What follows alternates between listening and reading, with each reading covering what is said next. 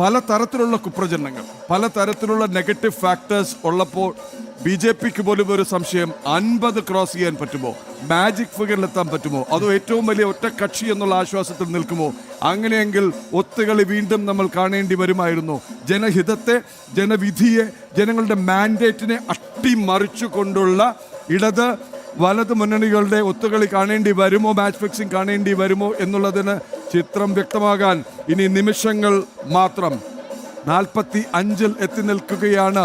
ഇനി കേവലം 18 സീറ്റിൻ്റെ 18 വാർഡിൻ്റെ ഫലസൂചന മാത്രമാണ് തലസ്ഥാനത്ത് തിരുവനന്തപുരിയുടെ കോർപ്പറേഷനിൽ വരാനിരിക്കുന്നത്. 18-ൽ 7 കൂടി NDAക്ക് വെന്നിക്കൊടി പാറിക്കാനായാൽ വ്യക്തമായ കേവല ഭൂരിപക്ഷത്തോടു കൂടി ചരിത്രം തിരുത്തി, ചരിത്രം രചിച്ച് കേരളത്തിൻ്റെ രാഷ്ട്രീയ ചരിത്രത്തിൽ തന്നെ വഴിത്തിരിവാകുന്ന ഫലത്തിലേക്കാണ് ഇപ്പോൾ വരുന്ന ഓരോ ഫലസൂചനയും, ഓരോ നിമിഷവും വരുന്ന അപ്ഡേറ്റുകൾ BJPയുടെ ആത്മവിശ്വാസം വർദ്ധിപ്പിക്കുന്നതും ഇടത് വലത് മുന്നണികളുടെ മനസമാധാനവും ഉറക്കവും കെടുത്തുന്നതുമാണ്.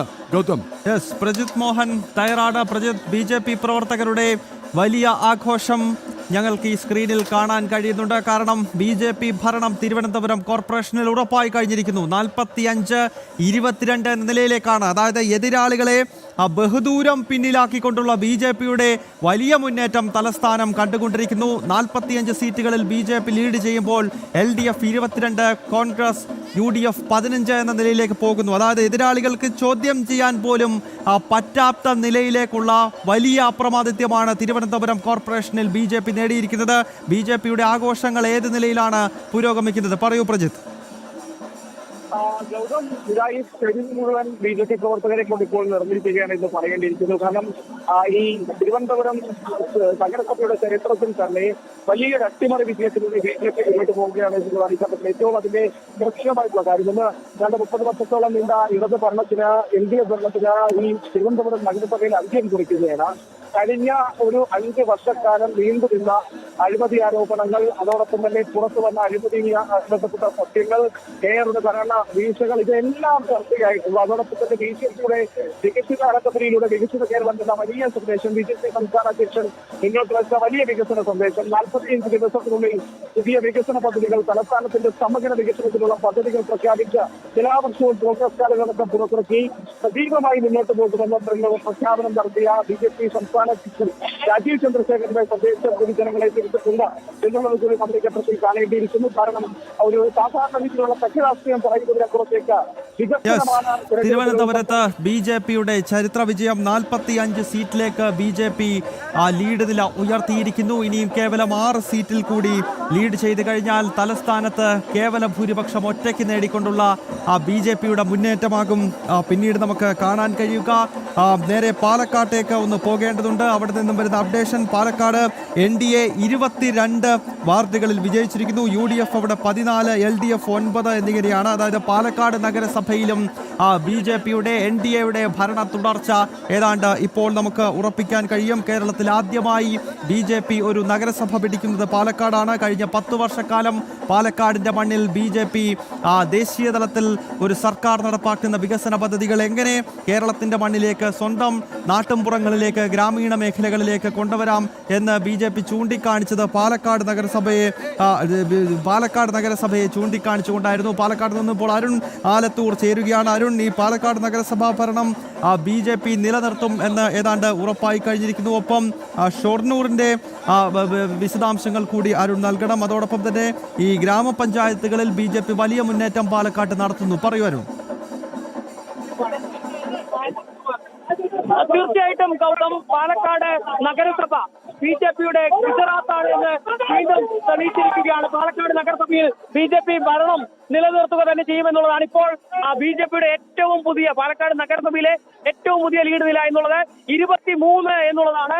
UDF 14, അതുപോലെ തന്നെ LDF 9, സ്വതന്ത്രർ 1. ഇനിയിപ്പോൾ എണ്ണാനിരിക്കുന്ന വാർഡുകളിൽ 4 വാർഡുകൾ കൂടെ BJP പിടിച്ചെടുക്കാനുള്ള സാധ്യത കാണുന്നുണ്ട്. അങ്ങനെയെങ്കിൽ BJP 27 വരെ എത്താനുള്ള സാധ്യതയാണ് പാലക്കാട് നഗരസഭയിൽ കാണാൻ സാധിക്കുന്നത്. ഏതായാലും നിലവിൽ BJPയെ സംബന്ധിച്ചിടത്തോളം 24 മുതൽ 27 സീറ്റ് വരെ പാലക്കാട് നഗരസഭയിൽ എത്താനുള്ള സാധ്യതയാണ് ഈ നിമിഷത്തിൽ കാണുന്നത് എന്നുള്ളതാണ്. അതേസമയം തന്നെ ചരിത്രത്തിൽ ആദ്യമായിട്ട് പാലക്കാട് പഞ്ചായത്തുകളിലും BJP ഭരണത്തിലെത്തിയിരിക്കുന്നു എന്നുള്ളതാണ്. പാലക്കാട് അകത്തേത്തറ പഞ്ചായത്തിൽ BJP അധികാരത്തിലെത്തിയിരിക്കുന്നു. 10 സീറ്റുകൾ നേടിയാണ് അകത്തേത്തറ പഞ്ചായത്തിൽ BJP അധികാരത്തിലെത്തിയിരിക്കുന്നത്. അവിടെ 8 സീറ്റുകൾ ഇടതുപക്ഷം നേടിയപ്പോൾ ഒരു സീറ്റ് UDF നേടുന്ന ഒരു സാഹചര്യം അവിടെ ഉണ്ടായിട്ടുണ്ട്. അതുപോലെ തന്നെ അട്ടപ്പാടിയിലെ പുതൂർ പഞ്ചായത്തിൽ BJP അധികാരത്തിലെത്തിയിരിക്കുന്നു. അട്ടപ്പാടി പുതൂർ പഞ്ചായത്തിൽ 17 സീറ്റുകളിൽ 8 സീറ്റുകൾ നേടിക്കൊണ്ടാണ് BJP അധികാരത്തിലെത്തിയിരിക്കുന്നത്. അതോടൊപ്പം തന്നെ ഞാൻ നേരത്തെ പറഞ്ഞ ഷൊർണൂരും അതുപോലെ തന്നെ ഒറ്റപ്പാലം നഗരസഭകളിലും നില മെച്ചപ്പെടുത്തിക്കൊണ്ട് പ്രധാന പ്രതിപക്ഷമായി BJP മാറിയിരിക്കുന്നു എന്നുള്ളത് തന്നെയാണ് ഗൗതം. ഏതായാലും ഇനി കൂടുതൽ പഞ്ചായത്തുകളിലെയും മറ്റുമൊക്കെ ഫലങ്ങൾ വരും നിമിഷങ്ങളിലും വരാനുണ്ട്. ഓക്കെ അരുൺ, എന്തായാലും പാലക്കാട് ഇത്തവണയും BJPയുടെ വലിയ മുന്നേറ്റം കാണാൻ കഴിയുന്നുണ്ട്. ഒപ്പം കോട്ടയത്തേക്കൊന്ന് പോകുകയാണ്. കോട്ടയത്ത് വാഴൂർ ഗ്രാമപഞ്ചായത്തിൽ 9ാം വാർഡ് CPM-ൽ നിന്നും BJP പിടിച്ചെടുത്തിരിക്കുകയാണ്. BJPയുടെ BN മനോജാണ് ഈ വാർഡ് പിടിച്ചെടുത്തിരിക്കുന്നത്. CPM-ന്റെ ഒരു പ്രധാനപ്പെട്ട കേന്ദ്രം. അവിടെ ഇപ്പോൾ BJP ആ വാർഡ് പിടിച്ചെടുത്തുകൊണ്ട് ഒരു വലിയ മുന്നേറ്റം നടത്തിയിരിക്കുകയാണ്.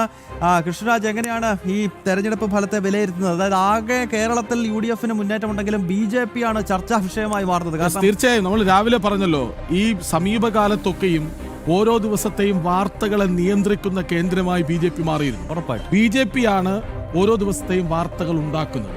BJP ഉണ്ടാക്കുന്ന വാർത്തകൾക്ക് പിന്നാലെ പോകേണ്ട അവസ്ഥയിലേക്ക് LDF-ഉം UDF-ഉം വന്നു.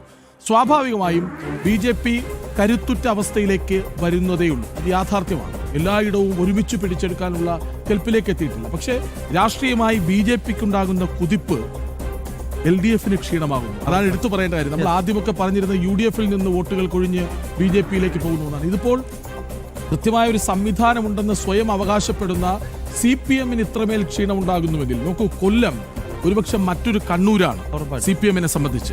ആ കൊല്ലത്ത് അവർക്ക് അടിപതറുന്നുവെങ്കിൽ 3ാം സ്ഥാനത്തേക്ക് പോവുകയാണ്. കോർപ്പറേഷനിൽ വിഖ്യാതമായ കൊല്ലം കോർപ്പറേഷൻ CPM മാത്രം റിബൽ നിന്നാൽ പോലും ജയിക്കുമായിരുന്ന ഒരിടം 3ാമത് പോകുന്നതോടെ BJPയുടെ കുതിപ്പുണ്ടാകുന്നതാണ് CPM-ന് ക്ഷീണമാകുന്നത്. അങ്ങനെ എല്ലാ അർത്ഥത്തിലും ഒറ്റക്കുതിപ്പ് അത് BJPയുടേതാണ്. പക്ഷെ നേട്ടം താൽക്കാലികമായെങ്കിലും UDF-നാണ്. അത് നമ്മൾ മുൻപും കണ്ടതാണ്.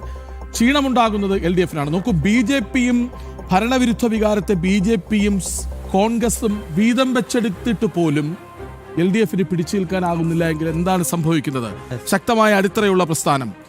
നിലവിൽ ജയിച്ചു വന്ന കൂടുതൽ സീറ്റുകൾ ജയിച്ചത് CPM ആയിരുന്നു. അവരുടെ വികസന പ്രവർത്തനങ്ങൾ ആ വാർഡുകളിൽ ആ കോർപ്പറേഷൻ പരിധിയിൽ അങ്ങനെ എല്ലായിടത്തും അവർക്ക് വിനിയോഗിക്കാമായിരുന്നു. എന്നിട്ട് പോലും അങ്ങനെ ഒരു അവസരം ഉണ്ടായിരുന്നിട്ട് പോലും അവർ കീഴേക്ക് പോകുന്നുവെങ്കിൽ അവരുടെ കാൽച്ചോട്ടിലെ മണ്ണ് ഊർന്നു പോയി അതിന്റെ അന്ത്യഘട്ടത്തിലേക്ക് എത്തുന്നു. ഊർധ്വശ്വാസം വലിക്കേണ്ട അവസ്ഥയിലേക്ക് പോകുന്നുവെന്ന് തിരിച്ചറിഞ്ഞേ മതിയാകും.